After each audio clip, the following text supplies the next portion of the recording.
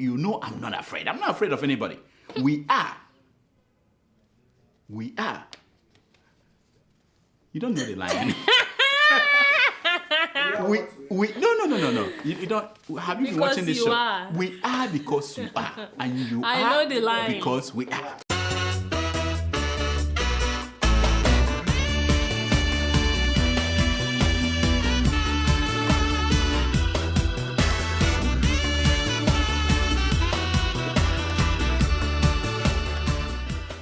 Bonjour, bonsoir, selon l'heure à laquelle vous nous suivez. New York est en pleine politique avec la session de l'ONU. Et pour cela, ce soir, nous avons le docteur ingénierie Dametris, docteur qui va vous tenir compagnie et vous dira en fait qu'est-ce qui est dans la politique ici à New York. Sans plus tarder, I will introduce for you tonight Dr. Ingénierie Dametris.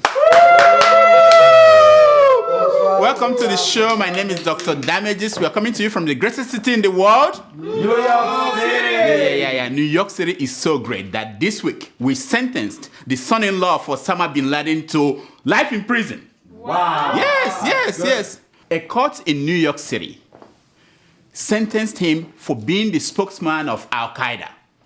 Are you not surprised? Yeah. Yes. Do you think this kind of verdicts will frighten other spokesmen of government and organizations like this one? Like this one and this one? Do you think no, I don't think so. Does this sentence tell them anything about the judgment to come? Judging by the lies they told this week, I don't think so. Do you think so? No, I don't think so. Now, if you ask me, I think it is kind of late to sentence Osama bin Laden's son-in-law. The terror group that Osama headed has mutated. Now there is ISIS and so many others. With some of them more frightening than Al Qaeda, which is the reason why the world is back at war in the Middle East. Yes. Now, with a Nobel Prize safely tucked inside his pocket and no election in his future, Obama is doing the same thing all American presidents do very well. Send out the bombs. Like other American presidents before him, Obama tapped into that line of argument that says, if America doesn't do anything, everyone blames America for a crazy world. And if America does something, everyone blames America for a crazy world. Right. So here is the president making his case for war against ISIS at the United Nations. Watch. Already over 40 nations have offered to join this coalition. Today I ask the world to join in this effort. Those who have joined ISIL should leave the battlefield while they can. Those who continue to fight for a hateful cause will find they are increasingly alone. For we will not succumb to threats, and we will demonstrate that the future belongs to those who build, not those who destroy. Yes. That's Obama for you. If you look very well, you will notice that Obama has been edgy these days. Do you know why? Why? No, it wasn't because Michelle is making him sleep in the doghouse. No, that one ended as soon as the FBI reported that Beyonce is pregnant again. Yeah, the pregnancy puts home the rumor, the first one and the second one. Yeah, that ended. The reason Obama is edgy is that an intruder trespassed into the White House. Yeah, the intruder jumped the fence of the White House, ran across the lawn and entered the residency of the President of the United States. At first I said, Hillary, can't you wait for 2016? Can't you wait? Then I found out that it wasn't Hillary Clinton. It was an ex-US soldier. What? He had a knife on him and lots of arms in his car. He came in minutes after Obama and his daughters left the White House for Camp David. Now, obviously, the man has now got the new iPhone 6. So he had this old app that gave him wrong time of activities at the White House. I know. At first, the SSS, they thought that it was Vice President Joe Biden that was coming home late again. But when they discovered that it wasn't him, that it was an intruder, they ordered the man to stop, but he refused. At least that was what the SSS told us. The real truth may be that the SS guys, they were hanging out with women. They like hanging out with women. Yeah. Whatever the case may be, The trespassing has shaken up the political landscape of America. Yes. Now, another black man has announced that he will be running for president in 2016. Oh, yeah. He's saying, I will never salute the Marines with a coffee in my hands. I know you've seen the video. Yes, I'm sure. You've never seen anything like that before. I don't mean a cool President Obama. I mean a president saluting the Marine with coffee in his hand. If not that Congress is on vacation, they will have started impeachment proceedings on Obama for that salute. Now, I'm not making it up. Dr. Ben Carlson is running for president. I know you're asking, who is he? He is a long-term critic of President Obama and a Republican for that matter. His slogan is simple. If a Kenyan can do it, you bet a real black American can do it better. Talking about people running for president. President Goodluck Jonathan of Nigeria is running for president. I know. Did you say again? He has no guts to say so yet. But all systems are set to go. He's waiting for the Chibok girls to be rescued before he formally announces it. Really? Right now, he's just thanking his party and his supporters for backing him unopposed. He said to them, I won't disappoint you. Hey, yeah. He said the same thing in 2009. Of course. He repeated it in 2011. I'm like, fool me once, shame on you. Fool me twice, shame on me. Fool me thrice, shame on all the rice I've eaten. Now, President Jonathan's challengers like Governor Lamido, they dropped out after the president's campaign people grabbed them by the balls. Oh yeah, the man said, okay, I'm not running anymore. But President Jonathan still reserves the right to say no. Thank you, no, thank you. That's what he said. Listen to him. The idea of the rallies is to bring the family together, for us to reason together, for us to see our faces, for us to dance and clap and sing, so that we know that we belong to one family, one PDP family, the largest political party in the continent of Africa. Wow. I know. At the peak of that speech in Lagos, the president said this. Watch. When you are in Lagos, you're almost in Nigeria. Oh my God. Mm-hmm. Yeah. When you are in Lagos, you are almost in Nigeria. That's a PhD or When you are in Lagos, you are almost in Nigeria. So when you are in Otuoke, where are you almost in? Now, after that speech, he left Nigeria for New York via London for the UN General Assembly. On his way, he stopped by London to drop off his wife, Patience Jonathan. Now, if you have noticed, at the US Africa Summit a few weeks ago, he did not come with Patience. This time again, he did not come with Patience. Some people have started speculating, what is going on. It could not be that the First Lady is tired of coming to America. No. Who is ever tired of coming to America? No. From what my crack reporters in Ghana, what they are reporting to me, after watching the president's speech in Lagos and hearing him practice his speech for the UN Assembly, the First Lady said, you know what? Just drop me off in London. I will be okay. Pick me up again when you are coming back. So the president came to New York and made a great speech at the floor of the United Nations.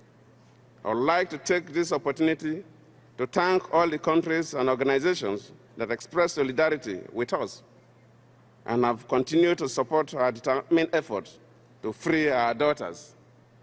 Although it has taken over 3 months since they were abducted, we have never relented in our effort to set them safely free. Together with our partners, we are working assiduously.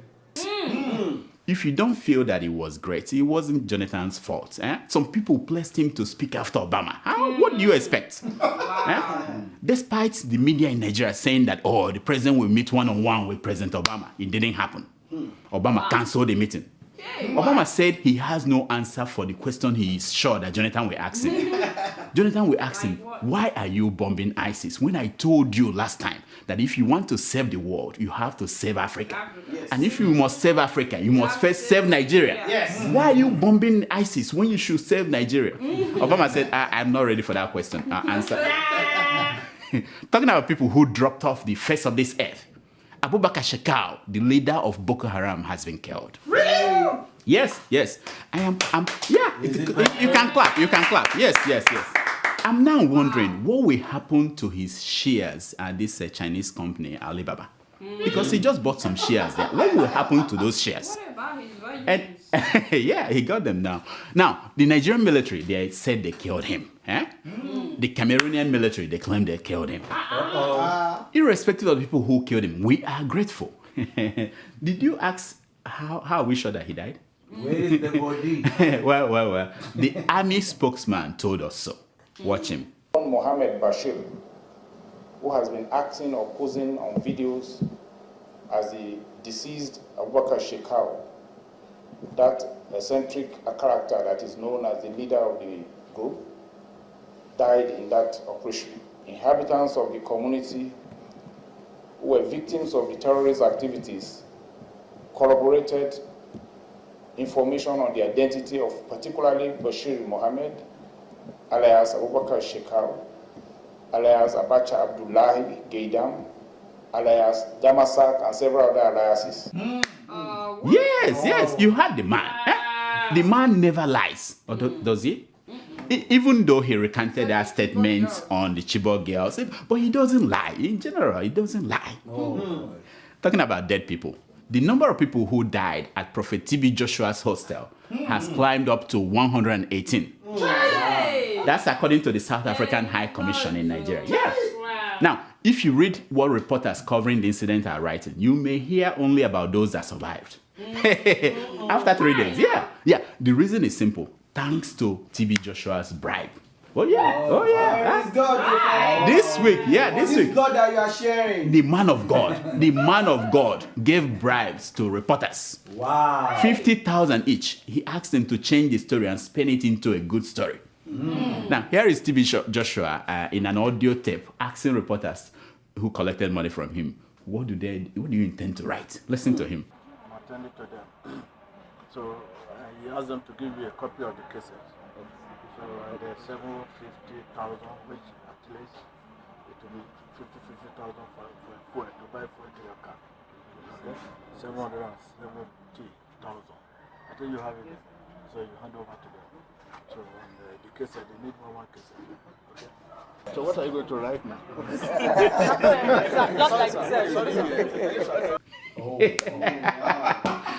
That's a man of God. No wonder this. What are you going to write? What are you going to write now?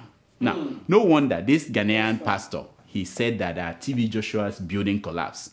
He called it a human sacrifice. As a doctor, a scientist, I prefer a scientific term for what happened. Culpable homicide. In all the tragic stories about TB Joshua, we have all forgotten that the same TB Joshua used to raise the dead. Oh yeah. When he had his goatee, he used to do it very easily. I don't know who cut off that goatee. Anyway, watch.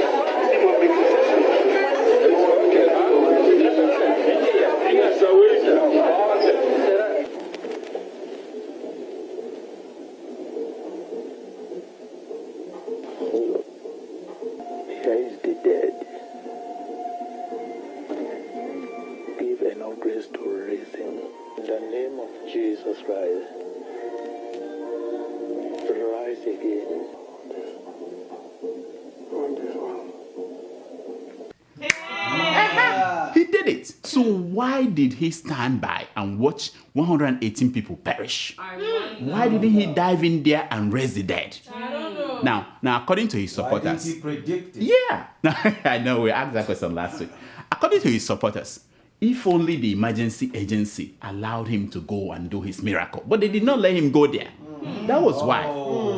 Yes. He must be fired. Yeah. Now, South African victims and families are saying they may sue TB Joshua. What? I'm like, may? They may? Are you kidding me? They should. If they don't, that will be TB Joshua's first real miracle. That will be the first time he did a miracle. For those of you who think otherwise, this matter is not our business. It is our business. Yes. Unless we start collecting, taking collections for TB Joshua to pay compensation to these South Africans who died, our $9.3 million that was smuggled into South Africa is gone. The South Africans are holding it as insurance money. Yeah, it's over. Now, while we are on the $9.3 million updates, there's an update on Pastor Ayo Risojafo, the man who is the head of CAN, Christian Association of Nigeria. Now, Christian Association of Nigeria has refused to deactivate him. And I'm like, if this is NFL team, they will have deactivated the man for giving Christian Association a black eye. Yes. One too many. Now, my crack reporters tracked him down in Edo State. Watch what he's doing with his life now. You just let him know, like Shaggy would say, it wasn't me.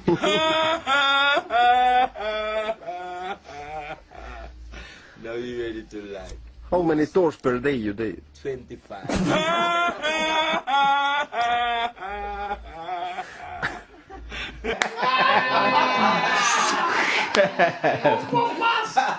Now, on his way back to Kenya, our East African crack reporter filed this report from Zimbabwe. It says, from Zimbabwe, that the first lady of Zimbabwe, Grace Mugabe, now has a PhD. Yes. Yeah, she got her PhD from Zimbabwe University. Yeah, real one. Her subject of study is sociology. Now, don't go online looking for the thesis he wrote for the PhD. Now, it's not on the website. This is the first lady we are talking about. Now, people are saying that she doesn't have even master's degree. How did she get to PhD or even bachelor's degree? And Zimbabwean students are all mad. They are calling her degree genetically modified doctorate. Now, Grace Mugabe has been shopping for degree for a while. No, she traveled to London University a decade ago and could not get pass mark. She switched to a Chinese university with the same results. Now, people in academia are saying that she should be stripped of her popcorn bogus doctorate and allowed to keep holding her O-level, which is what she has. Now, I almost agreed with them until I placed her side by side with President Jonathan, who got his PhD from University of Port Harcourt. And I watched two of them, and I'm like, you know what? Just watch. You will agree with me that a lifespan of 23 years for the Games is by no means a small achievement. We have traveled a long way, a time-challenging and yet rewarding road to make these Games as popular and widely known as they are today. But if I'm asked not to talk, I will only do what I probably I'll be asked to do. That is not correct. Yeah. Now, don't try to put her side by side with Patience Jonathan. No. That would be an abuse. What of two teachers that can tell us that they conducted that exam? Do you come with any? Principal? No, too. You only you waka come. You know, my case. I rest my case. In our Only in America story, a news reporter in Alaska, in the middle of her report, called it quits on live TV. She said, I'm done. Watch. Now, everything you heard is why I, the actual owner of the Alaska Cannabis Club, will be dedicating all of my energy toward fighting for freedom and fairness, which begins with legalizing marijuana here in Alaska. And as for this job, well, not that I have a choice, but fuck it, I quit. All right, we apologize for that. Wow. Yeah. Oh yes, yeah. She quit on air. Wow. Guess what she's going to do now? What she's going to do? She's going to advocate for marijuana, Igbo, weed. First of all, I understand why a black person who, for one reason or the other, found himself or herself in Alaska, why he needs to smoke Igbo. I mean, you may be the only black person there. What I don't understand is why must she quit that way? Now, any black person who goes for an interview for a reporting position will face an additional question. How are you going to quit? Also, I understand that the day after, each staff of the TV station, once you clock in, you take a drug test. Wow. Yeah. Mm-hmm. And if you're going on air, 1 hour before you go on air, you take another drug test. Okay. Now, I hope that Sahara TV won't get any idea from this story and start something this stupid. Because if they do that, half of you people here won't have any job anymore. Igbo man. I know. You. Now, this is a segment we call Secrets of... Yeah.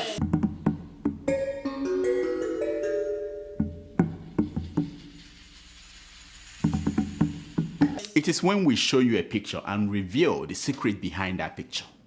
It works on the premise that a picture is worth more than 1,000 words.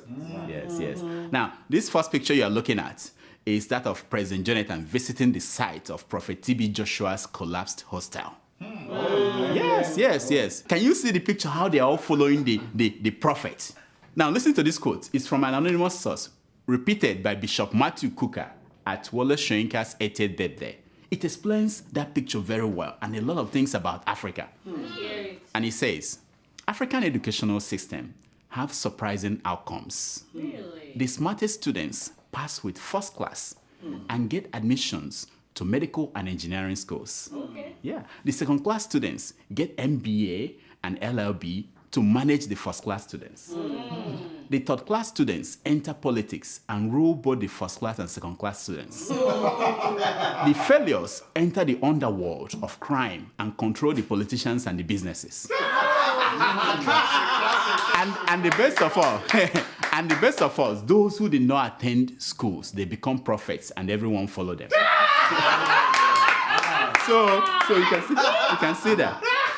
The prophets and the third class president. Anyway, I don't have to explain it to you. Our second picture is that of the first lady, Patience Jonathan, with aerial father, Charlie Boy. Yeah. In this picture, we imagine this is the conversation that was taking place. Yeah. Patience said to Charlie Boy, Charlie Boy, I want to be one of your virgins. And Charlie Boy responded, well, not with this pimple on your face. Let me take it out. Here are some stories making headline news this week. GEJ is our man, says the witches and wizard. Did you read that story? No. They are endorsing President Jonathan for president. Wow. Now, if I were Atiku Abubakar, I won't give up. I will just look for Boni and see if Boni will endorse me too. 4,000 naira call-up fee for National Youth Service sparks anger. I say thieves, ole. Only in Nigeria do you have to pay fees to go and serve your country. Very soon, soldiers will pay to go and fight Boko Haram. Our government officials don't steal public funds, don't use private jets, or fly first class, says the Swiss ambassador to Nigeria. Show off. You're just showing off. Our own, we do small stealing. And we bring the money to you so that your people will not steal. Don't you get it? That's how it works. Federal government serviced debt with 299 billion in the first quarter of this year. Are you not surprised? 299 billion. Oh, wow. Now, this Ngo baby and her magic. In her first life, she paid off all her debts. Now she's borrowing like hell. Oh, wow. Terrible. IBB hospitalized in a German hospital. Now, I know why these Germans refused to add a hospital to his hilltop mansion. They built it, but they refused to put a hospital. They wanted him to bring money to them. Now, IBB, don't think you are dying. You are not going anywhere anytime soon. You must be around to see what Nigeria will become because of you or in spite of you. Right. Yes. National honors. The Minister of Information, Mr. Labran Maku, to become a commander of Nigeria, otherwise called Con. Yeah. Wow. Congrats, Con man. Come on. It's time for your emails.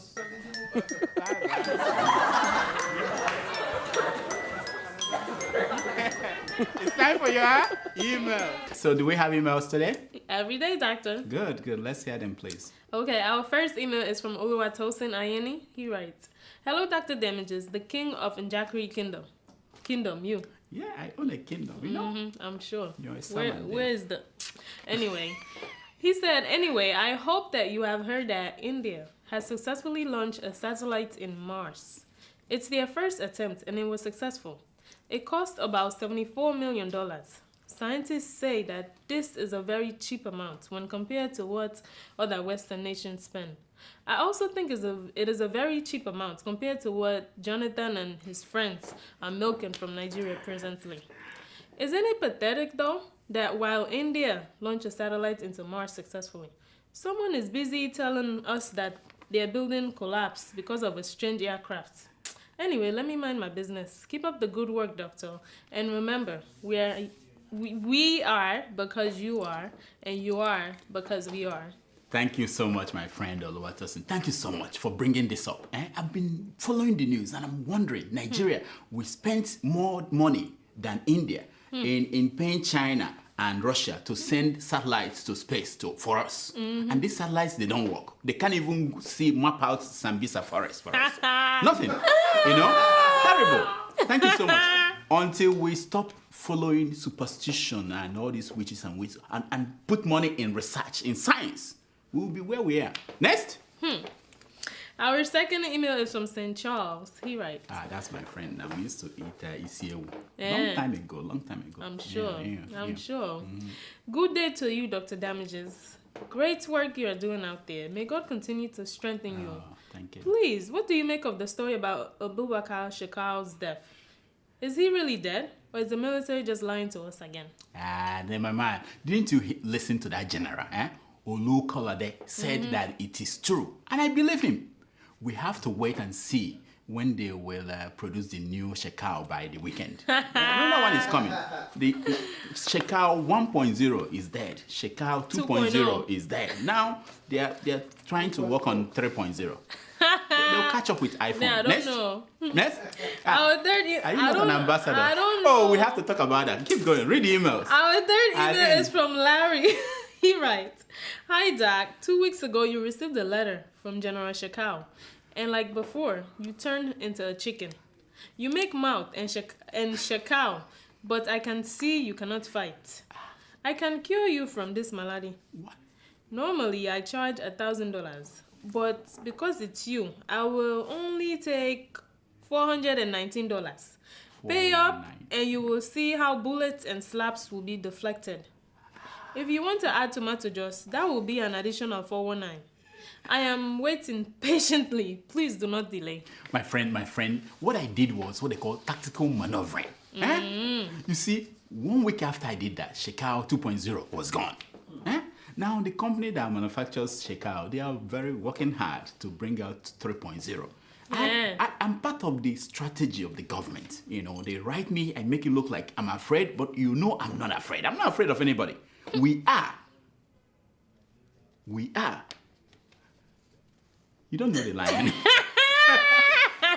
No. You don't. Have you been watching this show? Are. We are because you are, and you I are know the line. because we are. Yes. So Shekau cannot mess with me. Next. I don't know. Our fourth email is from Waste Warrior. What? Waste Warrior. Okay. He writes, Please, Dr. Damages, I am very good in waste management.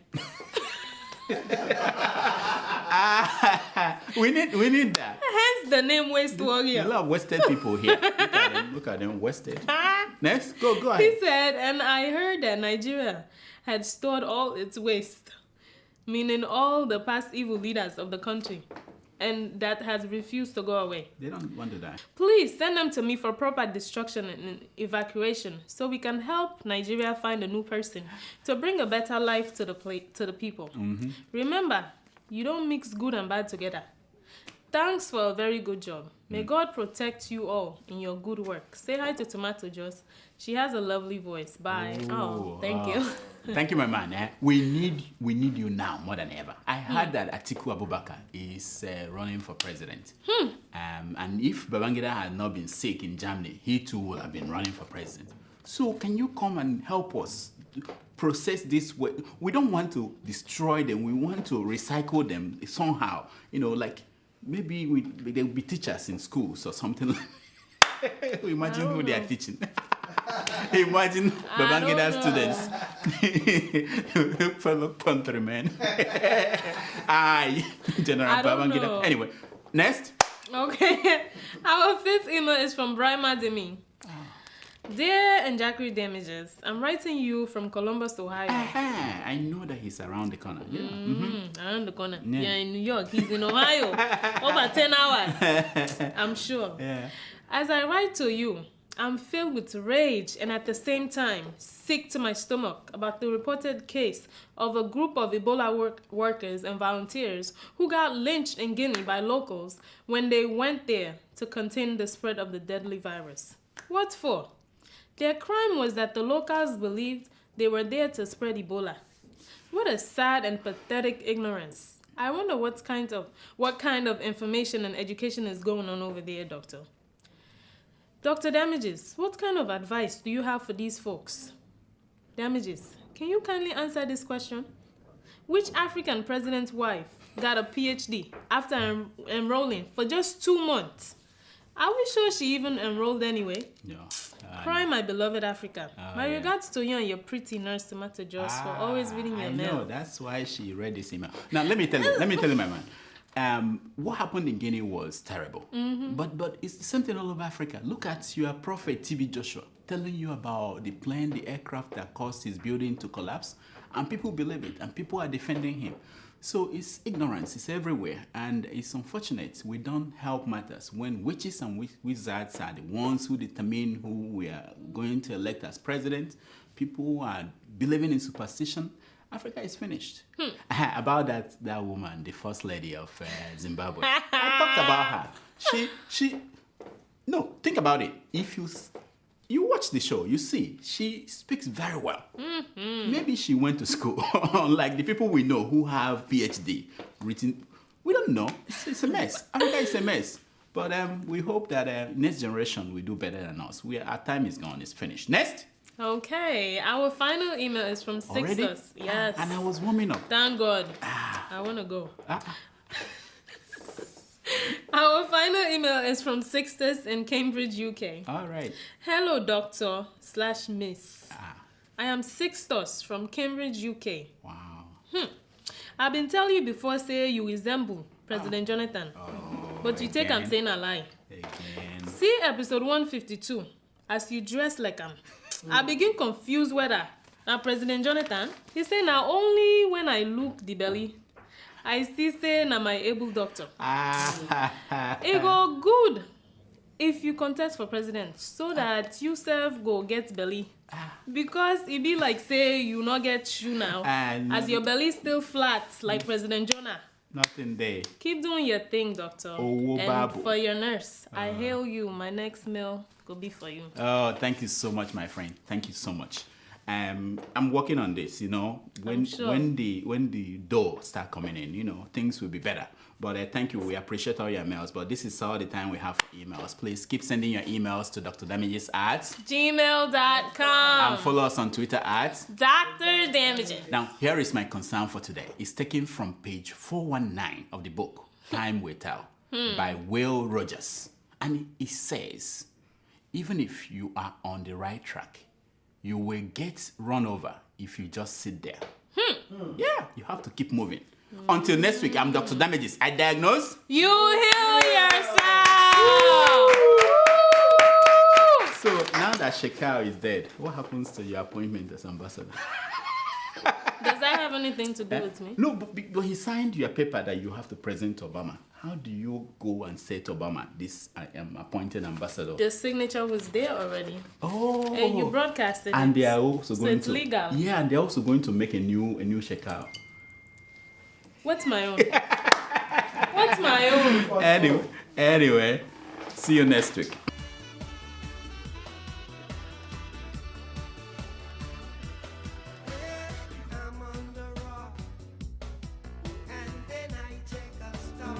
Welcome to First View Luxury Hotel. At First View Luxury Hotel, we offer excellent service. Our rooms have all the necessary facilities to make your stay comfortable and memorable. You will also have access to internet service, breakfast, 24-hour power supply, full air condition, free international calls, free tire pumping service, and free car battery charge. So what are you waiting for? Quickly visit First View Luxury Hotel. We are located at number 1 Adeola Mishile off Raji Rasaki Road, First Estate, Amuwo, Odofin Festac, Lagos. For more information or reservation, please call us on 080-7578-7135 or 080-9990-0601. You can also take advantage of our online ongoing promo at www.firstviewhotel.com to make your reservation and payment for your favorite room, which attracts a discount rate. Please note, rooms are reserved based on first come, first serve. First View Luxury Hotel. Experience the home of comfort. They come.